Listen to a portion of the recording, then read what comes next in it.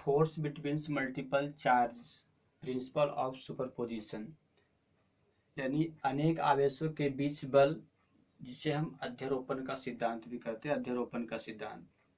तो चलिए, आवेश में अध्यारोपण का सिद्धांत क्या होता है पहले ये जानिए। अभी आपने पहले इसके पिछले क्लासेस में देखे थे कि यदि दो आवेश रहेगा, दोनों आवेश किसी दूरी से सेपरेट रहता है, तो उसके बीच आपका जो फोर्स एक्सर्ट होता है वो किस प्रकार से निकालते हैं, इसमें हम कूलॉम के नियम का उपयोग करके कैसे निकालते हैं आपने यहाँ पर सीखे थे। जैसे कि आपका एफ बराबर होता है कि 1/4πε0 Q1 Q2/r² होता है। लेकिन अब यहाँ पर दो से अधिक चार्ज रहेगा, यानी मोर देन 2 चार्ज, यानी तब किसी निश्चित चार्ज पर कितने बल टोटल एक्सर्ट होगा, इसके बारे में यहाँ पर हम डिस्कस करते हैं। तो इसका सिद्धांत क्या होता है, प्रिंसिपल ऑफ सुपरपोजिशन, कि जब दो या दो से अधिक चार्ज लिया जाता है, तो किसी निश्चित चार्ज पर लगने वाले जो कुल बल होता है, प्रत्येक चार्ज द्वारा आरोपित बल के वेक्टर सम सदिशीय योग के बराबर होता है। जैसे कि यहाँ पर एक चार्ज Q1 है जिसका पोजीशन वेक्टर R1 है, दूसरी चार्ज Q2 है जिसका पोजीशन वेक्टर R2 है, तीसरी चार्ज Q3 है जिसका पोजीशन वेक्टर R3 है, और यहाँ पर एक टेस्ट चार्ज परीक्षण आवेश Q0 लेते हैं जिसका पोजीशन वेक्टर R0 है। तो यहाँ पर Q1, Q2 और Q3 तीनों द्वारा आपका Q0 पर कितना टोटल फोर्स एक्सर्ट हो रहा है, टोटल लग रहा है, उसको यहाँ पर हम निकालते हैं।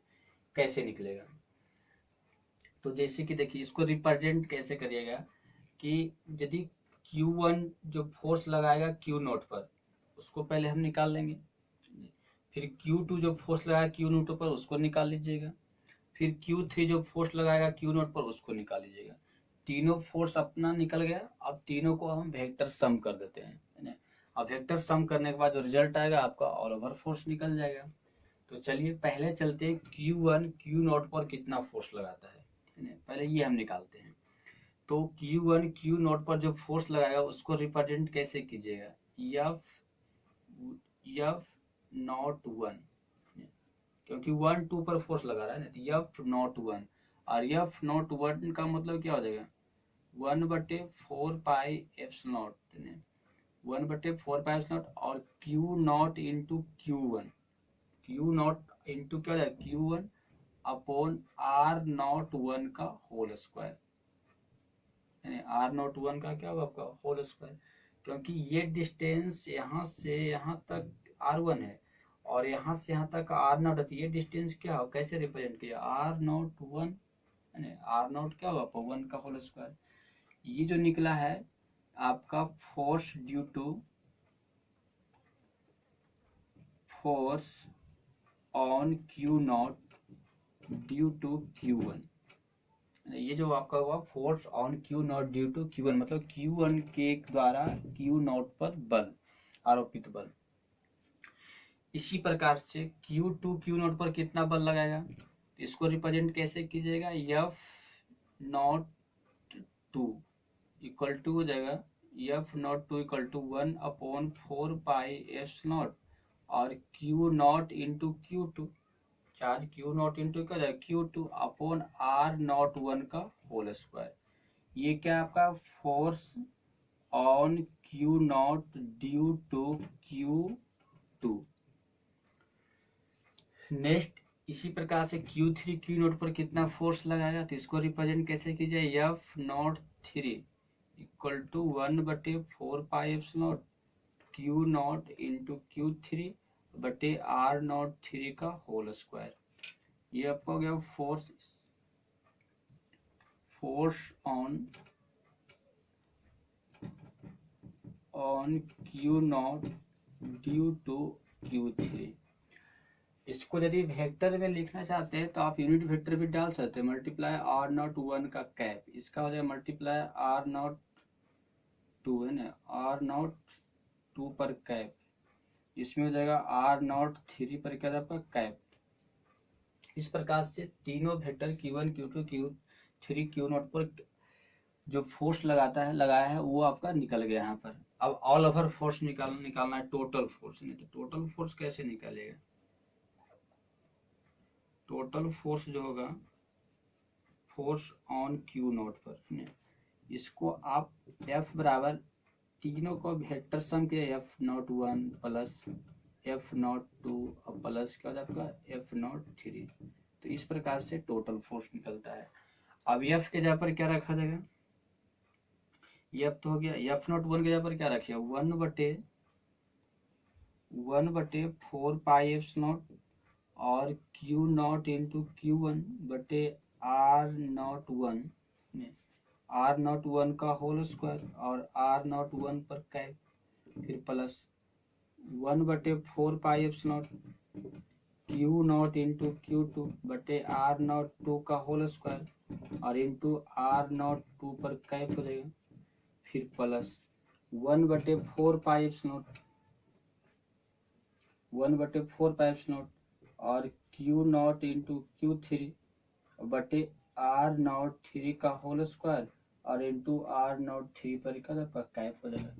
इस प्रकार से निकलता है। अब इसको सॉल्व कर लीजिए। 1/4 पाई F0 कॉमन निकल जाएगा, Q0 और भी कॉमन निकल जाएगा, तो जो अंदर बचेगा उसको एक तरफ लिख दीजिएगा। चलिए ठीक है।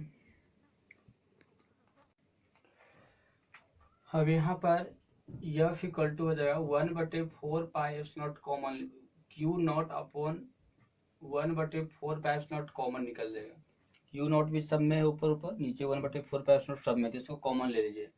कॉमन लिया तो क्या बचेगा? Q1 बटे R01 का होल स्क्वायर और यहाँ पर हो जाएगा R01 कैप प्लस Q2 बटे R01 का होल स्क्वायर इंटू R02 पर कैप प्लस आपका Q3 बटे R01 का होल स्क्वायर इंटू R03 पर कैप। तो इस प्रकार से आपका टोटल फोर्स निकालने का फॉर्मूला होता है। आप जनरली फॉर्मूला याद रखने के लिए इस प्रकार से भी लिख सकते हैं। जैसे न्यूमेरिकल बनाने के लिए सिंपल तरीका से ऐसे लिख सकते हैं, Q0 बटे 4 पाई F0 और हो जाएगा Q1 बटे R1 प्लस Q2 बटे R2 Q1 बटे R1 का होल स्क्वायर प्लस Q2 बटे R2 का होल स्क्वायर और प्लस Q3 बटे का आपका R3 का होल स्क्वायर। तो इस प्रकार से आपका फॉर्मूला ध्यान में ज़्यादा रहेगा, लिखने में भी आसान है और इस पर आपको न्यूमेरिकल बन जाए। इसी प्रकार से यदि आपका n चार्ज रहेगा, n चार्जेज के लिए अभी यहाँ पर 3 चार्ज था, 3 चार्ज था, Q1 Q2 Q3। यदि इसी प्रकार से n चार्ज रहेगा तो टोटल फोर्स क्या हो जाएगा? तो F टोटल जो किस प्रकार से लिखा है, तो F टोटल होगा Q0 बटे 4 पाई F0 कॉमन निकल जाएगा और Q1 बटे R1 का होल स्क्वायर प्लस Q2 बटे R2 का होल स्क्वायर प्लस Q3 बटे R3 का whole square plus dot dot dot plus अंत में Qn बटे Rn का क्या था आपका होल स्क्वायर। तो इस प्रकार से आपका टोटल n चार्ज के लिए निकाला जाता है। प्रिंसिपल ऑफ सुपरपोजिशन जो होता है इसका उपयोग नेट फोर्स निकालने में तो अभी बताएंगे आप लोग का कैसे होता है। नेट फील्ड भी निकालने में होता है, मतलब परिणामी क्षेत्र, नेट फ्लक्स है ना, परिणामी फ्लक्स निकालने में भी होता है। नेट पोटेंशियल, परिणामी विभव, नेट पोटेंशियल एनर्जी, परिणामी विद्युत ऊर्जा, ये सब भी निकालने में आपका प्रिंसिपल ऑफ सुपरपोजिशन का ही उपयोग होता है। प्रिंसिपल ऑफ सुपरपोजिशन का रिजल्टिंग फार्मूला आता है, उसको शॉर्ट में कैसे लिखना है, यानी समेशन के रूप में कैसे लिखा जाता है, इसको थोड़ा हम बताते हैं। जैसे कि आपने भी पढ़े थे F0 जो होगा n चार्ज के लिए, n चार्जेज के लिए F0 जो होता है, या F बराबर जो टोटल होगा आपका F0 1 plus F0 2 plus F0 3 plus dot dot dot plus F0 n, इस प्रकार से लिखाता है। इसी को आप एक्सप्रेस कैसे कीजिएगा? 1/4 पाई F0 कॉमन हो जाएगा, बाहर निकल जाएगा और आपका Q0 Q1 बटे R01 का होल स्क्वायर और unit vector R01 plus Q0 Q2 R02 का whole square unit vector R02 plus, ये सब केवल लिखने का तरीका होता है। आपका क्यू नॉट क्यू थ्री बटे आर नॉट थ्री का whole square into R nought three पर cap plus dot dot dot Q nought Q N बटे आर नॉट एन का होल स्क्वायर और इंटू आर नॉट एन पर cap.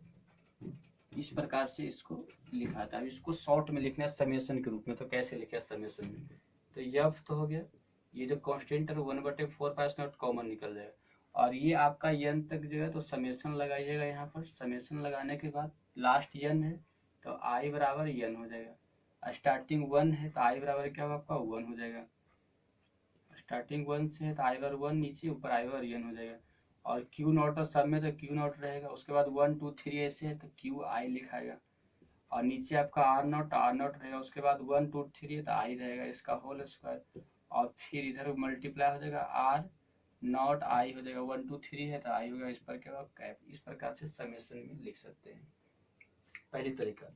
दूसरी तरीका से आप इसको क्या लिखिएगा, एफ बराबर होगा 1/4 पाई एप्सिलॉन और समेशन लगा कर यहाँ पर इस प्रकार से समेशन लग गया। आई बराबर n, आई बराबर नीचे 1, उसके बाद क्यू नॉट क्यू आई और नीचे हो जाएगा आर नॉट आई का होल स्क्वायर, होल क्यू यहाँ पर कर दिए, आर नॉट आई का क्या होता है आपका आर नॉट आई का होल क्यू, तो यहाँ पर क्यू हो गया तो यहाँ पर आर नॉट आई को देना पड़ेगा, आर नॉट क्या देगा आई दीजिएगा, तब एक कटेगा तो आर स्क्वायर ही बचेगा। इस तरह से भी लिखा जाता है।